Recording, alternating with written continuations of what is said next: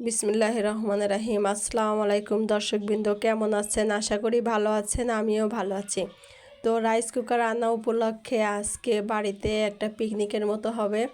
আর এটা হতো না হয়তো ওই যে আমার মেজো ননদ আজকে আমাদের এখানে খাবে, যার কারণে আর কি ভাবলাম যে তাহলে রাইস কুকারে আজকে খিচুড়ি রান্না করে একসাথে খাই সবাই। এই কথা ভাবার পরে আমি বলেই ফেললাম। সকালে নেহা বাসায় আসার পরে বলতেছে আম্মু আসবে আমাকে নিতে, কিন্তু আমি বললাম তাহলে খিচুড়ি পার্টি হবে, তো আম্মুকে খেয়ে যেতে হবে কারণ বাসায় কেউ নাই। এই কথা বলার পরে আপনাদের ভাইয়া অফিসে যাচ্ছিল, যাওয়ার সময় আমার কাছে টাকা দিয়ে গেল আর বললো কিছু টাকা লাগিয়ে একটা হাঁস আর না হলে একটা মুরগি যেটা হয় সেটা নিয়ে এসো।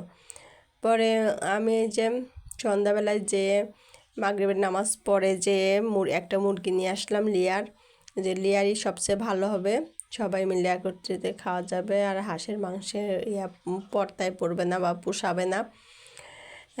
এই যে নিয়ে এসে আমি কাটাকাটি রান্নাবাড়ি শুরু করে দিয়েছি, কারণ এসেই তো চলে যাবে, টাইম বেশি নাই, তাও দেরি হয়ে গেল অনেকই।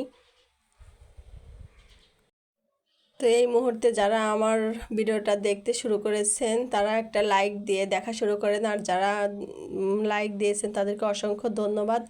আর যারা সাবস্ক্রাইব করেন নাই তারা একটা সাবস্ক্রাইব করে নেবেন।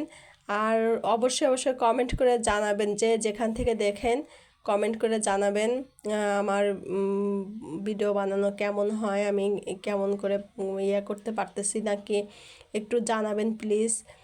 আর এই যে এখানে একটু তাড়াহুড়া করেই আমি বসায় দিচ্ছিলাম, আর এই যে রাইস কুকার বের করে নিয়েছি আর এই সব কিছু তো রেডি করে নিয়ে আসলাম এখানে আমার দিয়ে উদ্বোধন করব।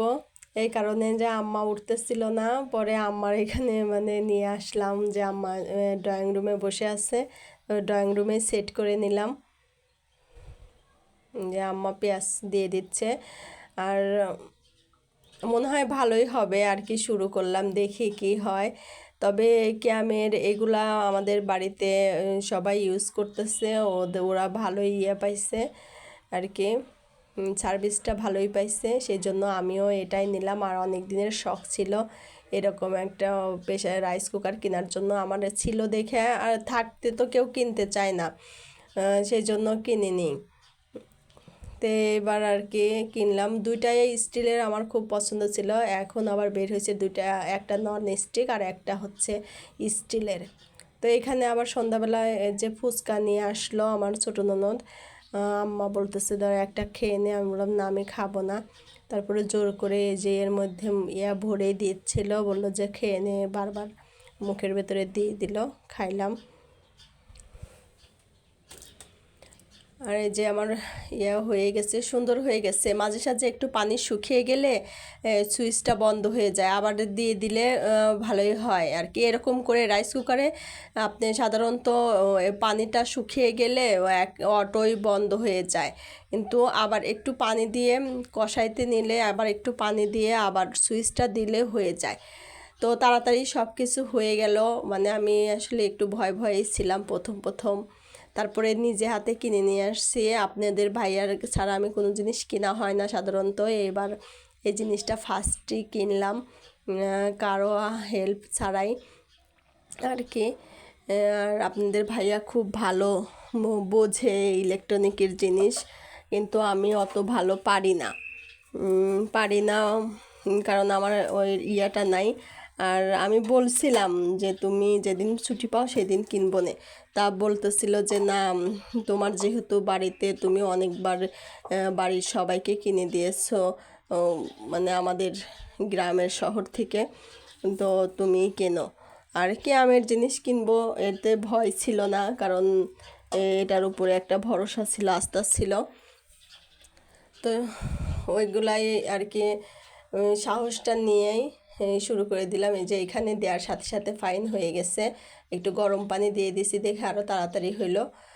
পোলার চাল দিয়েছিলাম 3 পট, আর চাল ডালে 4 পট ছিল, আমি 8 পট পানি দিয়েছিলাম, তাও একটু কমে দিয়ে দিলাম যে যদি আবার একটু হয়।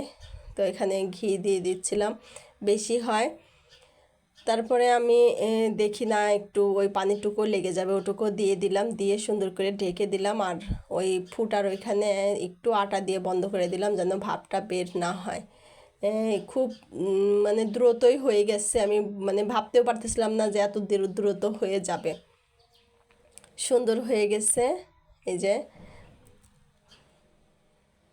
আমি সুইচটা অটোমেটিক বন্ধ হয়ে যায়, আর আমিও যে সুইচ খুলে রেখেছি, যে এই যে হিটারটা যে হিট আছে ওই হিটেই হয়ে যাবে। আর আমি যে এখানে পরিবেশন করতেছিলাম, কারণ আমার ওই যে নেহার আম্মু চলে যাবে, যার কারণে নেহাদের খেতে দিচ্ছিলাম।